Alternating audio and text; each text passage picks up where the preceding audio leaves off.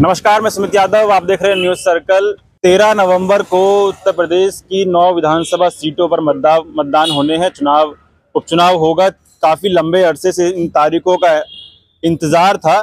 हालांकि 10 सीटों पर चुनाव होने थे, लेकिन तारीखों का ऐलान सिर्फ 9 सीटों पर हुआ। एक वो बहुत ही खास सीट जो कि 4 जून के नतीजों के बाद से खासा चर्चे में रही, अयोध्या की मिल्कीपुर। वहां के नेता अवधेश प्रसाद, उन्हीं के बेटे को टिकट भी मिला है मिल्कीपुर से। उस पर चुनाव भारतीय जनता पार्टी नहीं करा रही है। 9 सीटों का क्या माहौल है और वो एक सीट जिसको अलग से रखा गया है, क्या स्थिति है, सभी बातों को जानेंगे समझेंगे। हमारे साथ समाजवादी पार्टी के नेता डॉक्टर मेमन साहब जो मौजूद है। बहुत बहुत स्वागत है चैनल पर। धन्यवाद न्यूज सर्किल को। एक सीट क्यों छोड़ दी गई है? देखिए, मिल्कीपुर की सीट जो है हाथ सीट हो गई, क्योंकि अयोध्या पर जो इनका टारगेट चलता था भारतीय जनता पार्टी की राजनीति का, कहिए कि नींव की ईंट जो है अयोध्या थी और वहां की नींव की ईंट इनकी उखड़ गई और देश पासी भारतीय जनता पार्टी के गले के बन गए फांसी। और वहां पर जो बड़े बड़े दावे थे भारतीय जनता पार्टी के 80 में 80, 80 में 79 का, और यह अयोध्या को खुद नहीं बचा पाए। अयोध्या से बहुत बड़ा संदेश देना चाहते थे, लेकिन हम लोगों को उसी दिन अंदेशा हो गया कि ये राजनीतिक लाभ के लिए राम मंदिर का उद्घाटन जो है समय से पहले कर रहे हैं। राम के पैदाइश भी पहले करा दिया। हमारे यहाँ चैत्र शुक्ल नवमी को राम नवमी का त्योहार यानी राम का जन्मदिन मनाया जाता है। और भारतीय जनता पार्टी ने जिस दिन संविधान की प्रस्तावना को अंतिम रूप दिया गया था, क्योंकि इनका मकसद था संविधान को खत्म करना, तो इन्होंने 21 जनवरी को जो है कि मंदिर के उद्घाटन का निर्णय लिया। और जोगी जी ने, मोदी जी ने जिस तरह की छवि वहां प्रस्तुत किया कि राम को एक बच्चे की तरह, जैसे कोई नाना कोई दादा जो है एक बच्चे की उंगली पकड़ करके ले जा रहा, यानी राम से अपने कद को बढ़ा दिखाने का प्रयास किए। और वहां पर राम के भाजन का शिकार भारतीय जनता पार्टी को होना पड़ा, जो इनका 80 में 79 80 का दावा था। अब राजनीति में राम काम नहीं आएंगे। राम तो एकदम बिल्कुल इनको नकार दिए हैं और ये राम के नाम का राजनीतिकरण करके बहुत मलाई काट लिए।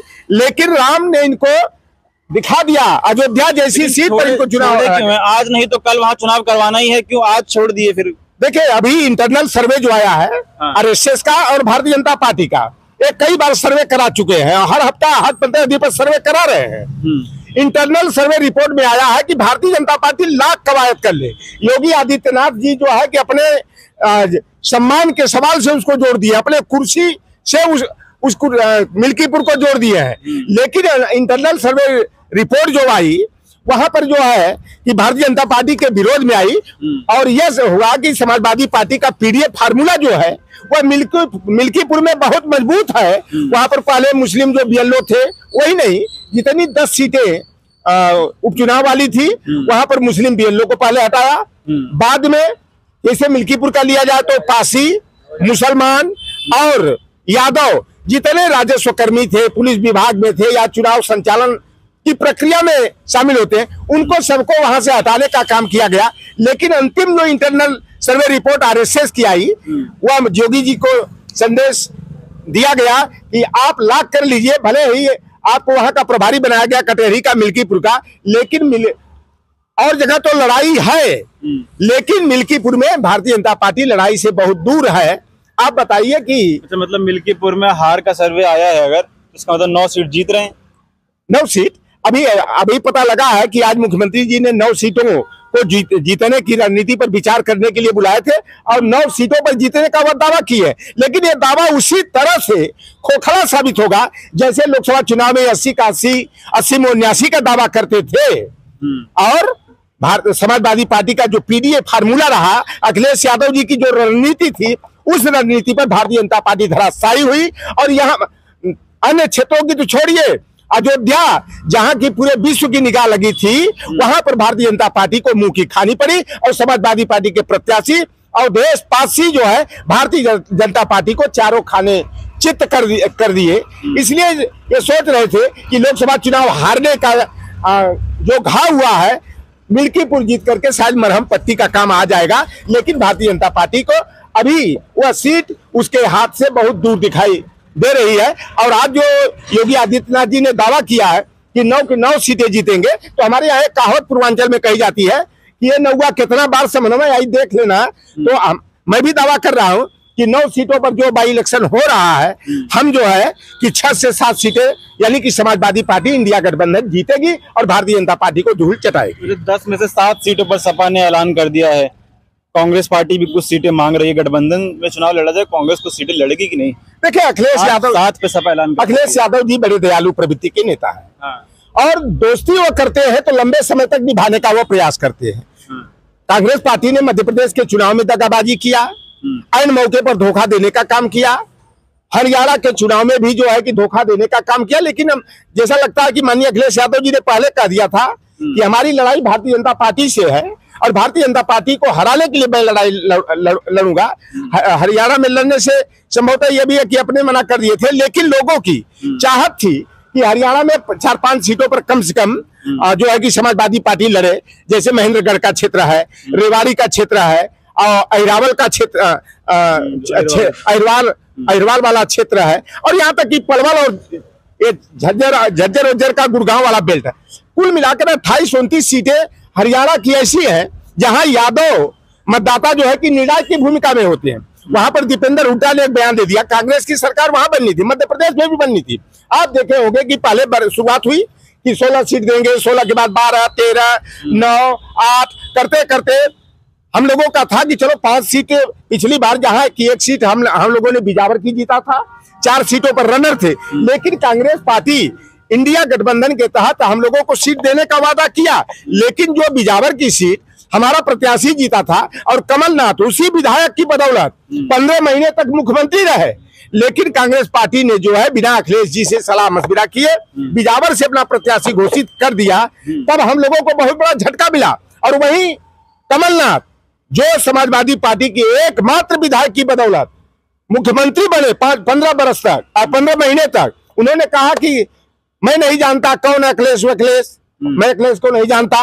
वही भाषा दीपेंद्र हुड्डा जिनके पिताजी जो है हरियाणा के मुख्यमंत्री बनने वाले थे, इतना अति विश्वास में हो गए थे कि बिन मांगेंगे मुराद मिल जाएगी एकदम। और मीडिया वालों ने कह दिया 90 में जो है कि 70 प्लस सीट जीतेंगे, तो इतना घमंड में आ गए।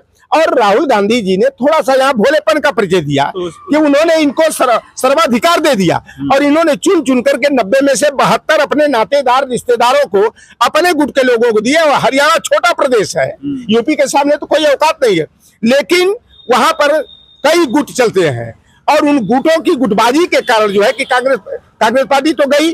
दूसरी बात, जो दीपेंद्र हुड्डा ने कहा कि यहाँ अखिलेश यादव को कोई जानने वाला नहीं है, समाजवादी पार्टी का कोई जनाधार नहीं है, तो जो यादव समाज भारतीय जनता पार्टी के पाले से खिसक करके समाजवादी पार्टी के साथ आना चाह रहा था, वह समाज अब कांग्रेस को हरा करके अखिलेश यादव और यादव समाज के सम्मान के लिए, स्वाभिमान के लिए पुनः जो है कि अनचाहे मन से भारतीय जनता पार्टी को जिता दिया। अभी 10 में से 7 पे मेरा सवाल ये था कि 10 में से 7 पे आप ऐलान कर चुके हैं, 3 सीट बाकी है, एक आध सीट इसमें कांग्रेस के खाते में जाएगी कि नहीं जाएगी? देखिए, अखिलेश यादव जी जो है कि जो राहुल गांधी जी से उनकी मित्रता है, बीच वाले नेता जो है जाएगी की गलतफहमी, तो हम लोगों का पहले से मन था कि गाजियाबाद सदर की सीट देंगे और एक खैर सीट है अलीगढ़ की, वह सीट जो है कि दिया जा सकता है, क्योंकि हमारी लड़ाई कांग्रेस से तो नहीं है, भारतीय जनता पार्टी से है। और इन सीटों से न तो सरकार बननी है न बिगड़नी है, लेकिन भविष्य की रणनीति तय होनी है। हमारे पीडीए की सार्थकता के प्रभाव को देखना है, तो कांग्रेस को इंडिया गठबंधन के तहत अखिलेश जी अभी आज भी बोले हैं कि हम इंडिया गठबंधन के तहत चुनाव लड़ेंगे, महाराष्ट्र में भी चुनाव लड़ेंगे और खैर और गाजियाबाद सदर सीट हमारी संभावना है कि समाजवादी पार्टी जो है कांग्रेस के लिए छोड़ देगी।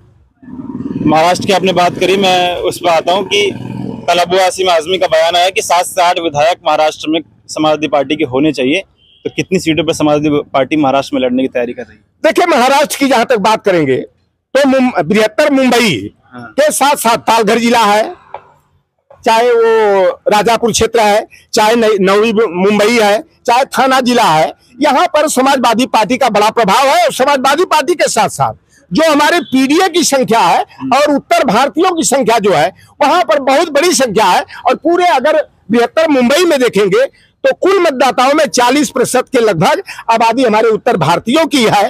और जैसा अबू हाशिमी जी ने कहा है, हम पहले भी 4 सीटें वहां जीत चुके हैं, आज भी हमारे 2 विधायक हैं, लेकिन इधर का जो माहौल बना है, अगर हम चुनाव अकेले भी लड़ेंगे तो वहां पर जो है कि हमारा समाजवादी पार्टी का बेहतर प्रदर्शन होगा। लेकिन हम लोग भविष्य में जो है कोई ऐसी गलती नहीं करना चाहते कि हमें बाद में जैसे हरियाणा में पछताना पड़ रहा है, मध्य प्रदेश में पछताना पड़ा, कांग्रेस को भी अपनी गलतियों का एहसास हुआ, तो हम लोग ऐसा अवसर नहीं देना चाहते। लेकिन वास्तव में कांग्रेस पार्टी देश की सबसे बड़ी पार्टी प्रतिपक्ष की है और समाजवादी पार्टी देश की तीसरी और उत्तर प्रदेश की नंबर 1 की पार्टी बनी है। अखिलेश यादव जी के चहेतों की संख्या बहुत ज्यादा है। अगर इंडिया गठबंधन के तहत समाजवादी पार्टी को 10 से 12 सीटें अगर वहां मिलती है तो यह बेहतर रहेगा, हम लोगों के सम्मान के दृष्टिकोण से भी बेहतर रहेगा।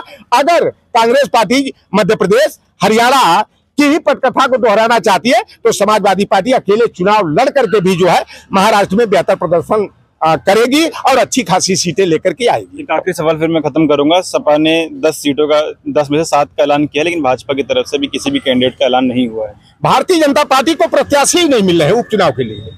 और अखिलेश यादव जी ने जिस पीडीएफ फार्मूला के तहत उम्मीदवारों की घोषणा कर दी है, पहले तो नाम भारतीय जनता पार्टी का बड़ा चल रहा था कि पहले सपा से पहले करें, परिवार कहीं है, लेकिन परिवार की बात कहां से आ गई? कहां की परिवार की बात करती? भारतीय जनता पार्टी में कहां से ट्रेंड होकर आए हो? कहा भारतीय जनता पार्टी परिवार नहीं। यहाँ का जो सांसद है उनका बेटा गाजियाबाद से विधायक है कि नहीं है? इरफान सोलंकी की पत्नी को टिकट मिला, अवधेश प्रसाद के बेटे को टिकट मिला, तेज प्रताप करहल से लड़ रहे हैं, लालजी वर्मा के पत्नी को टिकट मिला। ये गिनती भारतीय जनता पार्टी वालों की तरह अगर कराना सीख के आए हो, एक तरफा बात मत करो। मीडिया अगर का संचालन करते हो तो मीडिया की तरह बात करो। यही कौशल किशोर मोहनलालगंज के सांसद थे, उनकी पत्नी मलिहाबाद से विधायक, तब तुम्हें परिवारवाद नहीं दिखाई दिया। राजनाथ सिंह यहाँ के सांसद और राजनाथ का बेटा पंकज जो है गाजियाबाद से विधायक, तो नहीं जाती परिवारवाद दिखाई देता है। अमित शाह गृह मंत्री, उनका बेटा जो क्रिकेट का बल्ला तक नहीं पकड़ना जानता है, पहले बीसीआई का अध्यक्ष, अब आईसीसी की आई कि क्या बोलते हैं उसका अंतर्राष्ट्रीय क्रिकेट कंट्रोल बोर्ड का अध्यक्ष हो गया। वह ये नहीं जानता होगा कि जो है कि पिच की लंबाई और चौड़ाई कितनी होती है। तो ये परिवारवाद कहते हैं कि जिसकी कोई जानकारी नहीं। भाजपा से करें, चाहे सपा से करें, चाहे कांग्रेस से करें, चाहे बसपा से करें, राजनीति या परिवार कुछ परिवारों के हिस्से में ही रह गई है, बाकी लोग खाली झंडा उठाने के लिए। डॉक्टर कभी नहीं चाहता कि हमारा बेटा कंपाउंडर बने। अगर वो एमबीबीएस डॉक्टर है तो सोचता है कि मेरा बेटा जो है कि एमडी डॉक्टर हो जाए। तो अगर पीसीएस है तो अपने बेटे को आईएएस बनाना चाहता है, बाबू चपरासी प्राइमरी का मास्टर और पुलिस वाला नहीं बनाना चाहता है। तो राजनीतिक जहां राजनीति होती है तो उसके इर्द गिर्द परिवेश में रहने वाले राजनीतिक गुरु जानते हैं, और ऐसे लोगों को अगर आगे बढ़ाने का प्रयास किया जाता है तो इसको परिवारवाद। कांग्रेस भारतीय जनता पार्टी तो परिवारवाद की जननी कह सकते हो। कल्याण सिंह कभी हमारे उत्तर प्रदेश के सबसे बड़े नेता थे, उनका लड़का राजवीर एटा से विधायक, राजवीर का लड़का जो है संदीप सिंह अलीगढ़ से जो है अतरौली विधानसभा, वहां से विधायक, उत्तर प्रदेश सरकार में जो है कि शिक्षा राज्य बेसिक शिक्षा राज्य किसी भी पार्टी से हो, कुछ ही परिवारों के लोग अब नेता बनेंगे, राजनीति करेंगे, बाकी सभी लोग खाली झंडा उठाएंगे। अभी भाई साहब हैं बदायूं से लखनऊ तक साइकिल चला के आए हैं, टिकट की उम्मीद तो कर नहीं सकते। देखो ये जुनून है, लौटर राम का जुनून है। हम लोगों के एमपी एमएलए से ज्यादा महत्वपूर्ण है कि हमारा संविधान, लोकतंत्र और लंबे संघर्षों के बाद जो आरक्षण मिला वह कैसे सुरक्षित है। अगर हम सांसद विधायक बन जाए, हमारी सरकार न बने, उसका क्या मतलब है? हम लोगों का लक्ष्य है कि 2027 में माननीय अखिलेश यादव जी को उत्तर प्रदेश का मुख्यमंत्री बनाना है। जो हमारे पिछड़े दलित, वंचित, अकलियत, पसमानदा समाज के लोग हैं जो हताश और निराश है भारतीय जनता पार्टी की सरकार और योगी सरकार की गुंडागर्दी से, तुच्छ जातिवाद से, प्रशासनिक गुंडई से जो हम लोग त्रस्त है, उस त्रस्तता से मुक्ति के लिए हम लोग समाजवादी पार्टी के लिए जो है कि एकजुट होकर के और पूरे निष्ठा लगन ईमानदारी से जुट करके काम कर रहे हैं। और जिस तरह लोकसभा चुनाव में भारतीय जनता पार्टी को धूल चटाया गया और आप लोग भारतीय जनता पार्टी के रट्टू तोता बन करके भले परिवारवाद करते रहो, तो जो खुद परिवारवाद वाला अच्छा जो परिवार नहीं बसाया, अब जोगी जी कहेंगे कि हमारा परिवार, मोदी जी हमारा परिवार, बहुत से बोले मैं भी मोदी का परिवार, मैं भी भाजपा में भी परिवार है, सपा में भी परिवार है, लेकिन सिर्फ परिवार को ही टिकट मिलेगा कि बाकी झंडा भी तो लोग उठा रहे हैं। देखो ये चुनाव जैसे है ना, ये साधारण नहीं है, पकवान नहीं बनाना है कि हो जाए। अब लौटने राम कह रहे कि हमको लड़ा दीजिए, तो लड़ना चाहिए आपको। देखो भाई, लड़ने की स्थिति एक होनी चाहिए ना। तो जो लड़ने लायक जिनको समझा गया, जो इंटरनल आप लड़ने लायक नहीं, भाई हम लड़ाने में हमको बड़ा मजा आता है, लड़ने से ज्यादा लड़ाने में मजा आता है, इसलिए लड़ा करके मैं मजा लेना चाहता हूँ।